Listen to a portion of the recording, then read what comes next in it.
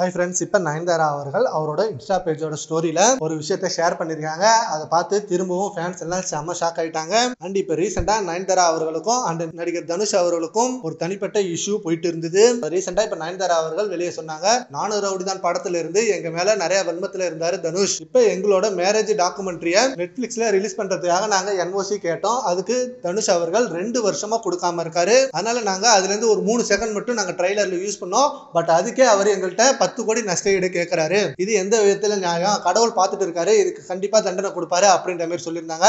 ஆனா அதுக்கு தனுஷ் அவர்கள் எந்தவித ரெஸ்பான்ஸும் கொடுக்கல. அண்ட் இப்ப ரீசெண்டா நடிகர் தனுஷ் அவர்கள் திரும்ப கோர்ட்ல கேஸ் போட்டிருக்காரு. அந்த டாக்குமெண்ட்ரி வீடியோல நானும் ரவுடி தான் படத்துல இருந்து நிறைய கிளிப்ஸ் யூஸ் பண்ணிருக்காங்க. இதுக்கு நாங்க வழக்கு போட்டு நஷ்டஈடு கேட்டோம், அவங்க எங்களை மதிக்கல, அதனால திரும்ப நாங்க கேஸ் போடுறோம் அப்படின்றதுனால போட்டிருந்தாரு. அண்ட் அதுக்காக நயன்தாரா அவர்கள் இப்ப இன்ஸ்டா பேஜ் ஸ்டோரியில வருமானம் ஒண்ணு இருக்கு, நீங்க என்னதான் லோன் எடுத்தாலும் அதுக்கு இன்ட்ரெஸ்டோட உங்களுக்கு வரும், கண்டிப்பா உங்களுக்கு இருக்கு அப்படின்ற மாதிரி போட்டிருக்காங்க.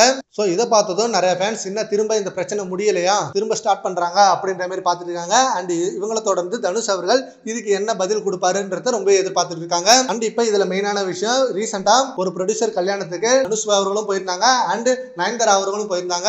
2 பேரும் மீட் பண்ணாங்க.